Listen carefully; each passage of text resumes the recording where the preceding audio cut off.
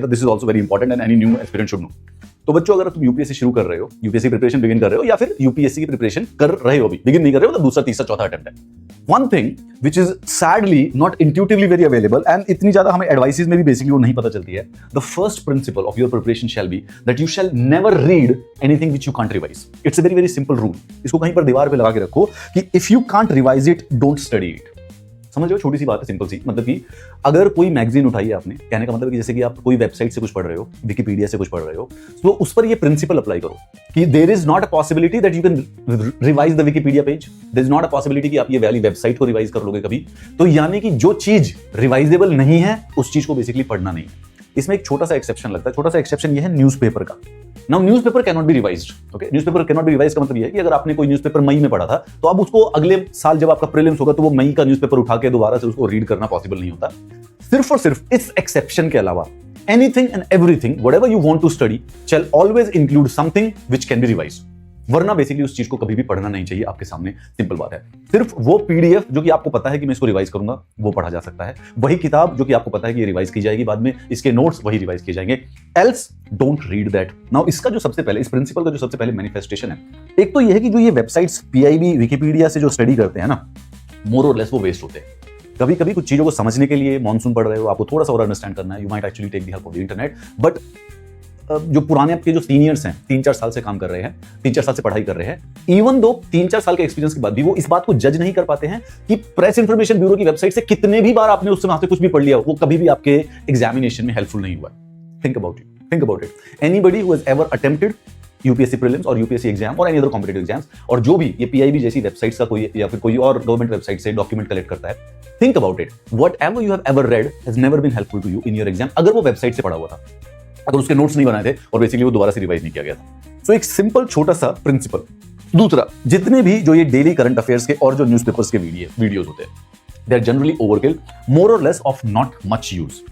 एक लॉजिक वाली बात सोच के देखिए, एक ऐसा वीडियो जो कि हर रोज आप 2 घंटे देखते हो, यानी कि टोटल 365 दिन में आप 2 घंटे वो पर्टिकुलर वीडियो देखते रहते हो, और लास्ट में वो आपकी मदद करेगा सिर्फ और सिर्फ 10 प्रीलिम्स के क्वेश्चन में, और मैक्स टू मैक्स उससे आप 2 या 3 क्वेश्चन सॉल्व कर पाओगे।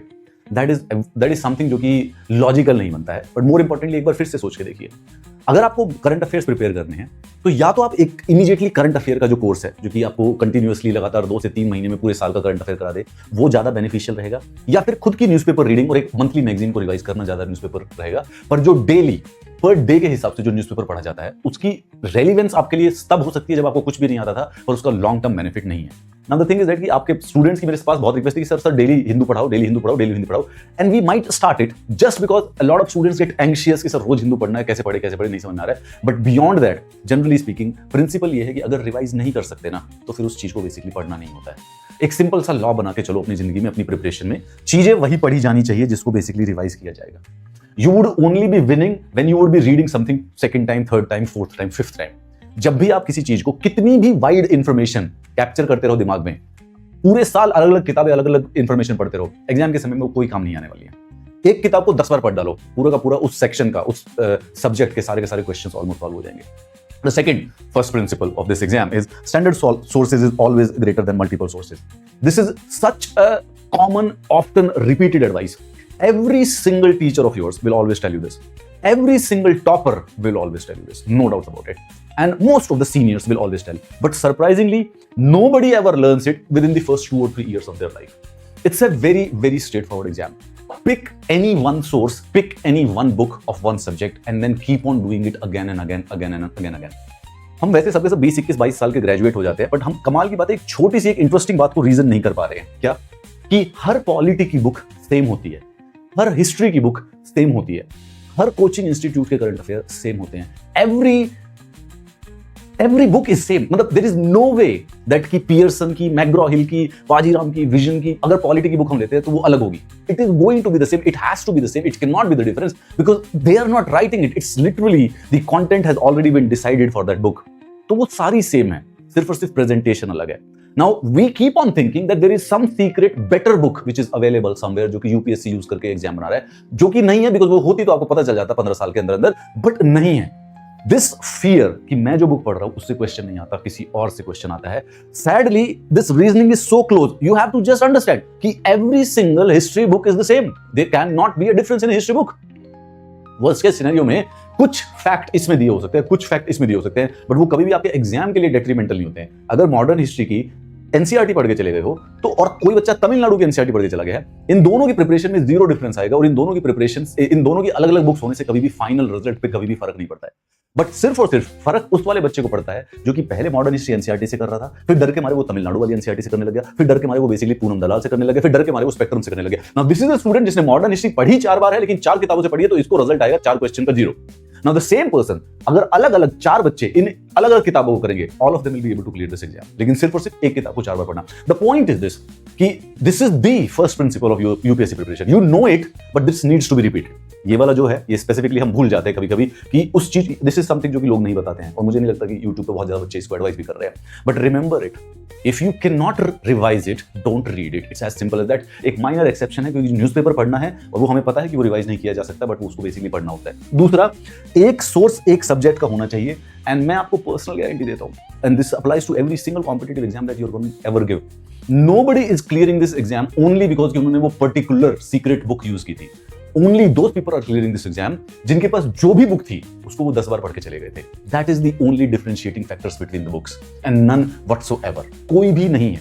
रीजन करो, एक बार ट्राई तो करो, रीजन करो कि तमिलनाडु की हिस्ट्री की बुक में और मॉडर्न हिस्ट्री की एनसीईआरटी में ऐसा क्या फर्क हो जाएगा, पूनम दलाल की किताब में और स्पेक्ट्रम में what exactly would change except the presentation। You can choose the book of the जिसकी प्रेजेंटेशन आपको थोड़ी सी ज्यादा फैसिनेट कर रही है, but beyond that you should always understand सारे नोट्स प्राइमरली सेम है, सारी किताबें प्राइमरली कोर सबका सेम है। It's you who is not reading it several times. Alright, minorly अगर भी रीजनिंग, अगर थोड़ी सी भी रीजनिंग करोगे, you would reach this conclusion, यार सारी की सारी बुक सेम होती है। Only thing that matters is that how many times you basically red.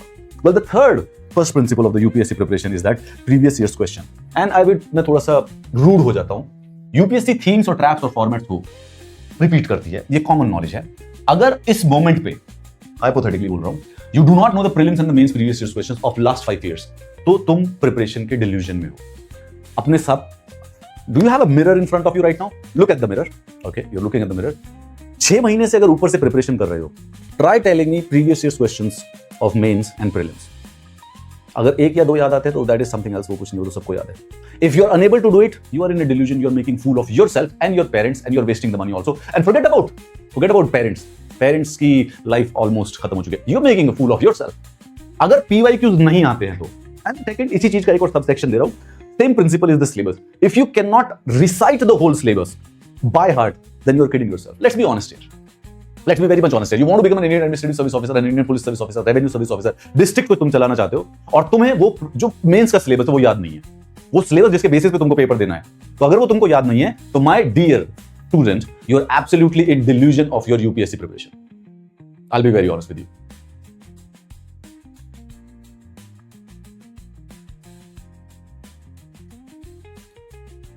Outside the window, somebody's on. All right. ठीक है. So only way to understand is when you will by heart the previous year's questions of the prelims and the mains. और अगर नहीं है तो बेटा तुम preparation नहीं कर रहे हो, इस बात को ध्यान रखना। अगर हल्का फुल्का भी समय, मतलब मैं ये नहीं कहता हूं कि हर आदमी को एक सीरियस कैंडिडेट, एक सीरियस एस्पिरेंट होना चाहिए। You can live your life the way you want, but however even if you are pretending to be an aspirant, even if you are just vibing through the life, having fun through the life, this is literally the basic minimum। अगर कोई भी आपको previous years के questions और अपने mains का, prelims का syllabus नहीं सुना पा रहा है, तो इसका मतलब वो प्रिपरेशन नहीं कर रहा है। If any parent is watching this video, if your daughter and if your son says that they are preparing for the UPSC, if you think they are preparing for the UPSC, tell them, ask them to recite the mains syllabus। Ask them to recite the main syllabus। अगर वो नहीं कर पा रहे हैं तो मुझे नहीं पता कि आप उनको ऊपर किस प्रकार का आप ध्यान क्यों नहीं दे रहे हो। एंड स्टूडेंट्स, अगर खुद प्रीलिम्स नहीं हो रहा, पिछले साल नहीं हुआ प्रीलिम्स, 1 अटेम्प्ट हो गया, 2 अटेम्प्ट हो गया, ये 24 घंटे इस कॉन्टेक्स्ट में घूमते रहते हो कि प्रीलिम्स नहीं हो रहा, सर क्या करूं, क्या रीजन है, क्या कमी है। वेल, सीधी बात है, इन दोनों सवालों का जवाब दो, और अगर इन दोनों सवालों का जवाब ना में है तो दिस इज द रीजन, इसलिए आपका प्रीलिम्स क्लियर नहीं हो रहा है। This is the third principle of the UPSC preparation, that when you start UPSC preparation, that is the first thing that you need to do, you need to learn the syllabus, that is literally the first step. और उसके बाद within the 6 months of the preparation आपको previous years के mains के और prelims के सारे question याद होने चाहिए। एंड इफ नहीं है, well then you are definitely not exactly preparing for this exam. Okay, this is the most common advice which probably you will get. ठीक है, test yourself and teach yourself. Basically mocks सिर्फ और सिर्फ उन्हीं लोगों के बीच में डिफरेंशिएटिंग फैक्टर है जो कि क्लियर करते हैं नहीं करते हैं। कल परसों में कुछ वो जो इंटरनेट पर फोरम्स होते हैं, एक्चुअली में दिस वाज द रीजन जिससे ये वीडियो जो था फर्स्ट प्रिंसिपल्स का बनना स्टार्ट हुआ था, इसका आइडिया मेरे दिमाग में आया था। सो देयर इज जो वो फोरम्स होते हैं, उन फोरम्स में कुछ डिस्कशन हो रहा था and a lot of students, कुछ जो सुपर स्मार्ट होते हैं, जो कि फर्स्ट अटेम्प्ट के बाद जो बच्चा सुपर स्मार्ट होता है वो डिस्कस कर रहे थे and they were just discussing it like this की प्रीलिम्स की जो टेस्ट सीरीज होती है वो तो वेस्ट होती है, कोई कोचिंग इंस्टीट्यूट नहीं है जो यूपीएससी के लेवल के क्या नाम है क्वेश्चंस पूछता हो, एंड मोर और लेस मैंने टेस्ट सीरीज करी थी, मेरा प्रीलिम्स हुआ नहीं है लेकिन ये किसी काम नहीं आती है। नाउ ये लड़का जिस भी बच्चे ने लिखा था, ये 2-3 साल और अटेम्प्ट देगा और 5 साल के बाद इसको रियलाइज होगा कि इसका जो ये पहले साल का इंसाइट था, इससे बड़ा बेवकूफी वाला हरकत इसने कुछ नहीं की। सबसे पहले कोई भी कोचिंग इंस्टीट्यूट यूपीएससी के लेवल का नहीं हो सकता। ये कोई कमी की बात नहीं है, ये कोई बड़ी बात भी नहीं है, ये बहुत छोटी बात है। यूपीएससी साल में सिर्फ 100 क्वेश्चन बनाता है और मैं तुमको बता रहा हूं वो 100 भी उनसे सही नहीं बन रहे हैं, वो भी उसमें से बस 95 सही बना पा रहे हैं, 2-3 कैंसिल कर देते हैं, 1-2 खराब बना देते हैं। पहले तो यूपीएससी की खुद की हिट रेशियो 5% है। एक कोचिंग इंस्टीट्यूट जो है वो आपको साल में कम से कम 4000 क्वेश्चन बना के देता है, 4000 question. They are not supposed to be of the quality of the UPSC, हो भी नहीं सकते हैं, होने भी नहीं चाहिए, लॉजिक भी नहीं बनता है। उनका सिर्फ और सिर्फ पर्पस आपको चीजें याद कराना और रिटेन कराना है। अगर तुमको यूपीएससी के लेवल के पेपर चाहिए तो पिछले 15 साल के यूपीएससी के पेपर एग्जिस्ट करते हैं, तुम पिछले 15 साल के पेपर्स का मॉक लगा लो, लेकिन नहीं लगाओगे, तुम लगाओगे हमेशा न्यू वाले मॉक। न्यू वाले मॉक यूपीएससी के लेवल के नहीं होते हैं बिकॉज़ वो एक कोचिंग इंस्टीट्यूट के द्वारा बनाए जाते हैं, but that is not the limitation of a coaching institute. Coaching institute चाहे तो एक 100 क्वेश्चन यूपीएससी के लेवल का बना सकता है, लेकिन वो साल में एक पेपर नहीं दे रहा है, वो आपको टेस्ट नहीं कर रहा है, वो आपकी तैयारी करवा रहा है। वो तैयारी करवाता है जब आपको 4000-5000 क्वेश्चंस की प्रैक्टिस कराता है। Now those questions whether of poor quality और good quality does not matter in the sense वो सिर्फ और सिर्फ आपको इंफॉर्मेशन रिकॉल कराना सीख रहे हैं, आपकी लर्निंग करा रहे हैं एंड आपकी प्रैक्टिस करवा रहे हैं। There are intangibles in UPSC prelims, कुछ ऐसी चीजें होती हैं जो कि सुनाई दिखाई पड़ती नहीं है, जो कि बताई नहीं जा सकती हैं। यूपीएससी का जो फर्स्ट अटेम्प्टर होता है, अब जो फर्स्ट अटेम्प्ट दे चुका है वो जरा एक बार इमेजिन करना, Once you enter that examination hall और जब वो आप पूरा का पूरा पहली बार पेपर दे के आते हो, so you go through an experience which आपको पिछले 1.5-2 साल की प्रिपरेशन में कोई नहीं बता पाया था। You mean to say ना, मतलब there are something which just simply cannot be told to anybody, बता ही नहीं जाती है। प्रीलिम्स के जो मॉक टेस्ट हैं वो ये करते हैं। कोई भी इंस्टीट्यूट आपको झूठ नहीं बोल रहा है कि हमारे पेपर में से सब कुछ आ जाएगा, वो सब डिस्कशन करते हैं, that is just marketing thing, nobody is basically throwing it on your face. उनका कहने का सिर्फ ये मतलब है कि in the end because the competition is high, only those people will have a certain edge जो कि mock test को practice करके जाएंगे। Prelims, I swear to God, is probably the easiest. It is actually तीन ही तो stage है, easiest of the stages. The only reason why it is the easiest stage is that because you can tangibly do something about it. There is nothing you can do about interview preparation. You can never guess कि तुम्हारे mains में कितने number आएंगे, but in prelims you can literally do 5000 mocks and you will reach a stage जो कि आपको prelims clear करने के क्लोज पहुंचा देगी। उसके बाद आपने जो मेहनत की उसका भी अलग ही रिजल्ट होता है and there are other factors also, but the strongest preparation, the most hard work, जो टेंजिबल हार्ड वर्क होता है वो सिंपल है। आप अपनी किताब पढ़िए, मॉक लगाइए, किताब पढ़िए, मॉक लगाइए, use mock test answer writing, सिर्फ और सिर्फ रिट्रीवल से याद होगा। The schedule is sacred, the never miss 2 days in a row, सिर्फ और सिर्फ यही फर्क है। देश में 5 लाख से ज्यादा बच्चे यूपीएससी के प्रीलिम्स दे देते हैं, कम से कम 15000 बच्चे मेंस दे देते हैं। आखिर हर साल सिर्फ और सिर्फ 1000 बच्चों को सिलेक्शन क्यों हो रहा है? एक तो इसलिए हो रहा है क्योंकि यूपीएससी ने सीटें उतनी लगा रखी है, that's fine. Second, but the second thing, the difference, what is the difference? This is what everybody is missing. Be honest about it, be very very honest about yourself. How many times you have missed 2 days in a row? Schedule तुम्हारा secret होने का ये मतलब ये है कि नहीं टूटना चाहिए, नहीं तो नहीं। दोस्त, दोस्ती, दोस्तियां जितनी भी हैं उनके बेसिस पर भी नहीं टूटना। शाम को पढ़ना है तो पढ़ना है, इवन दो आपका कोई दोस्त ब्रेकअप के थ्रू जा रहा है और वो आपको नीचे बुला रहा है मिलने के लिए and you are sad about your friend, but schedule sacred होता है। अगर आप पिछले 1 महीने में गलती से भी 2 दिन बिना पढ़ाई के चले गए हो या आपने अपने शेड्यूल को तोड़ दिया है, well then you should start preparing for the banking और एसएससी और maybe clerical or maybe steno. You should think about it at least as a backup plan. Why? Because UPSC, this is a competitive exam. It's competitive. It's a very very competitive exam. People spend like more than 5 years of their life and they are not able to clear this exam. So ये brutal है.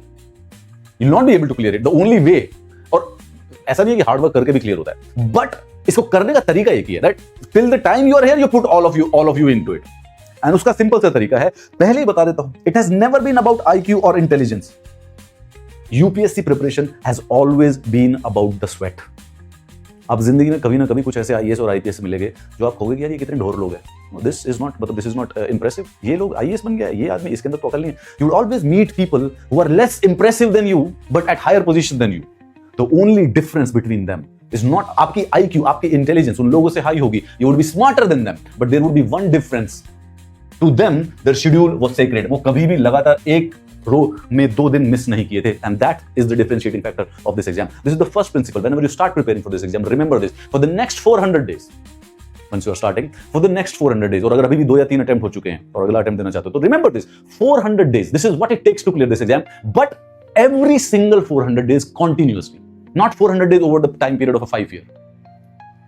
कभी आप देख लेना, guarantee देता हूं जिंदगी में आप लोगों की जिंदगी ब्यूरोक्रेट्स तो जिंदगी से अपने सामने होना ही पड़ता है, and you will find some very amazing brilliant human beings जो कि सुपर इंटेलिजेंट होते हैं और आईएएस और IPS, and you see okay this is they deserve to be that, and then you will also meet certain bureaucrats you would be underwhelmed by meeting them, कि ये क्या आदमी बन गया, इसकी अकल ही नहीं है इसके अंदर, because it is not about the IQ, it has never been about the intelligence. This exam, इसमें कोई ऐसा सब्जेक्ट ही नहीं पूछा है जिसमें आईक्यू और इंटेलिजेंस लग रही हो। They are asking history, polity, ethics, art and culture, कौन से subject? This is just a newspaper man, they are just asking a newspaper. Nobody is asking science, nobody is asking mathematics in mains. कोई भी ऐसा question, कोई भी ऐसी चीज नहीं पूछ रहे जो कि बेसिकली हाई आईक्यू परस्यूट हो। It's just a newspaper they are asking. History की किताब है, you just have to read it and just write it. The problem that we are not doing it every single day, somebody is basically doing it every single day. That is the only differentiating factor. You will meet some very underwhelming bureaucrats, very ordinary, but सिर्फ और सिर्फ उनके बीच में और जिन लोगों का selection नहीं हुआ था, that was the consistency.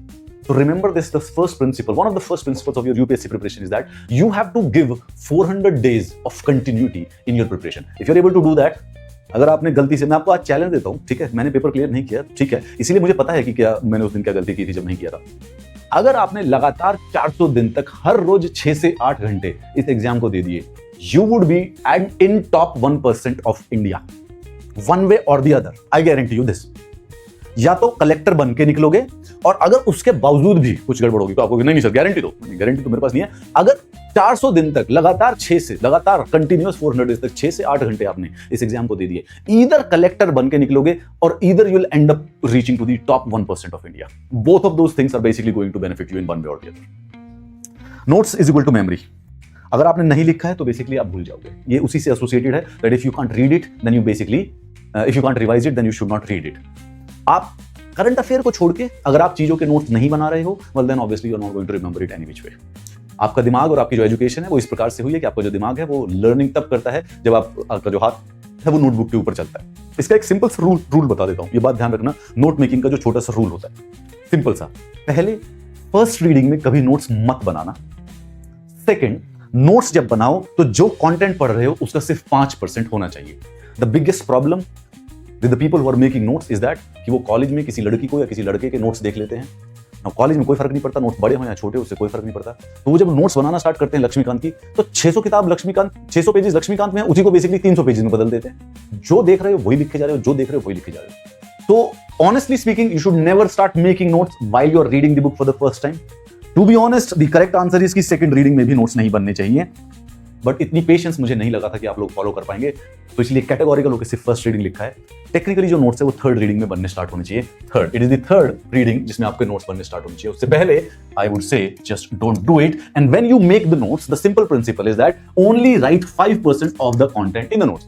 अगर एक चैप्टर 10 पेज का है तो इसका मतलब 1 पेज के ही नोट्स बनेंगे उसके, बस that is it, nothing more than that. You can't, you will have to force yourself, कि भाई अब नहीं कर सकता, उससे छोटा नहीं बना सकता मैं मतलब 10 पेज का है, इसके 3 पेज के नोट्स एग्जिस्ट ही नहीं करने चाहिए देश के अंदर। होने बनाऊंगा तो एक खत्म हो गया तो फिर छोटा करूंगा, बट 1 पेज मतलब you have to force yourself कि आपके नोट्स एक्चुअली में छोटे हो, क्योंकि बड़े नोट्स का कोई फायदा नहीं है। एक फिजिकल जनरल नॉलेज की वैसे बात एक बार जरा खुद ही एक बार गैस करो, पहले मैंने बताया था 400 दिन है, 400 डेज हैं आपकी प्रिपरेशन के। Tell me in all honesty, how many pages of content can you learn and retrieve and memorize in 400 days? I do not know that, okay? There is no scientific study about it, but let's make a guess, let's make a hypothetical guess कि probably max to max per day 10, max to max, अगर मैं आपको हर रोज 10 नए page information दूं, क्या वो आप 10 के 10 पेज पूरी अच्छी तरह से याद कर सकते हो और प्रीलिम्स में और मेंस में दोनों के दोनों लिख सकते हो? Right, 10 pages, that would mean maximum 4000 pages. Now अगर दिल से पूछोगे बहुत ज्यादा और हार्ड, try to ask सच्ची बताऊं तो 4000 पेजेस भी साल में याद नहीं होने वाले, क्योंकि हर रोज 10 कैसे करेंगे यार। लक्ष्मीकांत जो हम 1-2 साल से कर रहे हैं, हमें पूरी थोड़ी ना याद है। लक्ष्मीकांत में भी प्रॉब्लम है ना, मेंस में सारे के सारे क्वेश्चन थोड़ी ना लिख सकते हैं हम अभी भी, राइट। तो इसका मतलब जब हमें 600 पेज 2 साल में याद नहीं हुए, तो 1 साल में 4000 पेज कैसे याद कर देंगे। बट चलिए, सिर्फ और सिर्फ एस्टिमेट के लिए हम 4000 पेज का आर्गुमेंट लेके चलते हैं। लॉजिकली स्पीकिंग मेरे हिसाब से अब जो बच्चा को पूरी मेहनत करेगा और बढ़िया रिवाइज कर करके यही रिजल्ट निकलेगा। तो if you have more than 4000 pages of content on your book stand right now, paper वैसे ही नहीं निकलना। Just because somebody comes and tell you कि भाई ये मैं बुक बता रहा हूं, ये 50,000 पेजेस के नोट्स हैं, इनको याद कर लो। Now look on the PDF, जितने पीडीएफ तुम्हारे फोन में पड़े हैं, जितने पीडीएफ तुम्हारे लैपटॉप पे पड़े हैं, उन सबके पेजेस काउंट करके देखो। मैं तुमको गारंटी देता हूं कुछ नहीं तो 15,000 पेजेस के तुमने कंटेंट इकट्ठा किया हुआ है, 15,000 पेजेस का। अब एक जैसे खुद भी just think about, reason out, एक जो मंथली मैगजीन होती है उसमें कितने पेज होते हैं, कम से कम नहीं तो 150, यानी साल के जो करंट अफेयर है, करंट अफेयर के 1800 पेजेस हो गए हैं। उसके बाद फिर आप कुरुक्षेत्र की समरी, फिर उसके बाद आपकी क्या नाम है योजना की समरी, फिर उसके बाद पीआईबी के नोट्स आ गए हैं एक्स्ट्रा, फिर उसके बाद हर एक टोटल 20 सब्जेक्ट्स हैं। अगर हम मेंस में सब्जेक्ट्स के बारे में बात करेंगे, there is art and culture, there is history, there is India after independence, modern history, society, geography, there is polity, there is governance, there is international relations, economy, science and tech, disaster management, internal security, environment, and then ethics, and then there is an option, and then there is an essay, and then there is a CSET also. There are more than 20 subjects which you need to prepare, और pages इतने ही हैं, ये पूरे साल के हैं, into 20 subjects, 20 subjects के मिला के 4000 पेजेस के नोट्स होने चाहिए max to max. So hence the notes shall necessarily be very very small.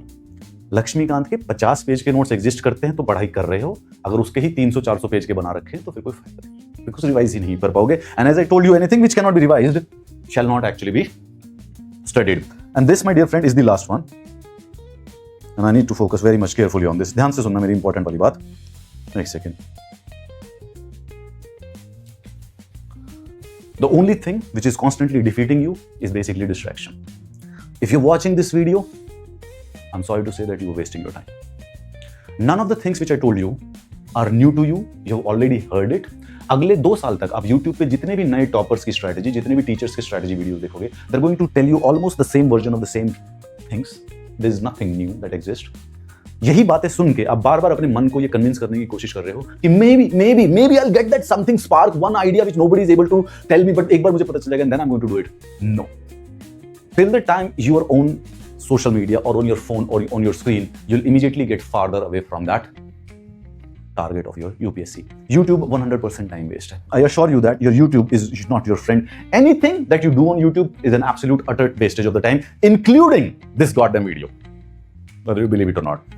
In a day, बात को ध्यान रखना, एक दिन के अंदर अगर आप पेड क्लासेस भी करते हो, किसी एप्लीकेशन पर भी जाके पढ़ते हो, तो 40% से ज्यादा दिन जो है वो बेसिकली क्या नाम है आपका वीडियोस के सामने उससे ज्यादा नहीं जाना चाहिए। जो जनरली मैं पैटर्न देख रहा हूँ बच्चों का वो ये है कि YouTube से बेसिकली पढ़ाई करते रहते हैं, क्लासेस, वीडियो क्लासेस देखते रहते हैं। I have literally went and met a child who was watching the videos at least 9 to 10 hours a day, and he was like कि अभी मैं 2-3 महीने तक बेसिकली सारा पढ़ लूंगा and then I'll start studying the books. 2 साल हो गए उस बच्चे का पेपर नहीं निकल रहा है, नहीं निकलेगा, मैं पहले ही बता देता हूँ उसको। हाँ, तुम्हें बोल रहा हूँ बेटा, just I know if you watching, I am so sorry, I told you on that day also. If you watching video, the whole point 40% से ज्यादा जो भी दिन में वीडियो देखता है वो वेस्ट है। अगर दिन में 10 घंटे पढ़ रहे हो तो सिर्फ और सिर्फ 4 घंटे वीडियो देखे जा सकते हैं। 6 घंटे अगर बुक्स पे नहीं बैठे हुए हो टेबल के ऊपर, ठीक है, समय बताने के तो समय तो वैसे भी बीत जाएगा, कैसे भी बीत जाता है, किसी भी तरीके से बीत जाता है। But if you want to reach somewhere, कोई भी एग्जाम क्लियर करना चाहते हो, so this is it. It's a very simple, very categorical advice. 9 घंटे का अगर स्टडी दिन है तो कितने भी क्लासेस और वीडियोस आप देखो, लेकिन मैक्स टू मैक्स 3 से 4 घंटे के ऊपर अगर देख रहे हो तो we are wasting time. You should limit yourself. एक एक्सेप्शन है, there is obviously a 4 month period जब आप कोचिंग करते हो, ऑप्शनल की भी कर रहे हो और साथ में जीएस की भी कर रहे हो। Now during that time obviously there was going to be twice the video watching, twice the classes, तो उस समय 6 घंटे के वीडियो और फिर 4 घंटे की पढ़ाई। बट सिर्फ और सिर्फ नेसेसरली 16 महीने 15 महीने की प्रिपरेशन में सिर्फ वो 4 महीने का सेक्शन है जब ऑप्शनल की कोचिंग होती है, तो उस समय आप 6 घंटे वीडियोस क्लासेस कर सकते हो। But beyond that, I guarantee you that anything, everything, whatever you are watching on YouTube basically is a performative medium. Everybody is here, whoever is teaching you is basically more or less performing rather than teaching. So you can study on YouTube, क्योंकि अगर resources नहीं है तो कुछ ना कुछ करना पड़ेगा। However, limit yourself to be here only for 3 hours a day.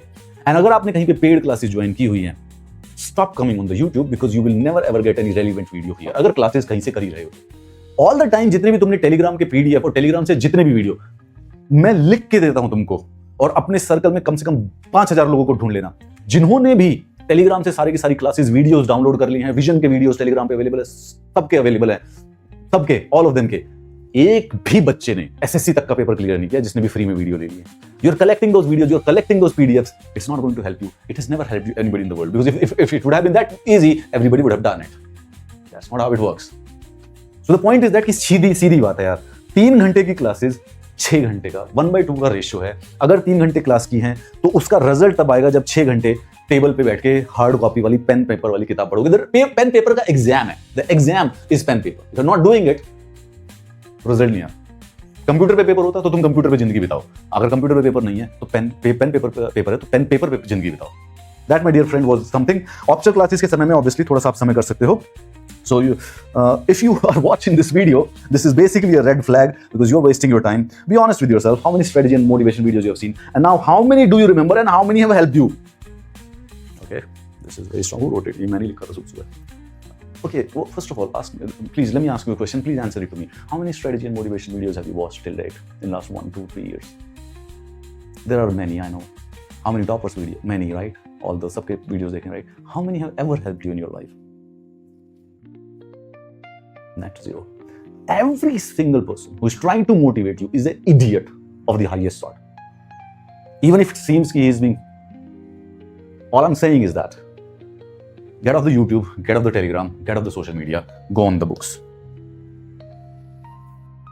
And the first principle, if you can't revise it, don't read it.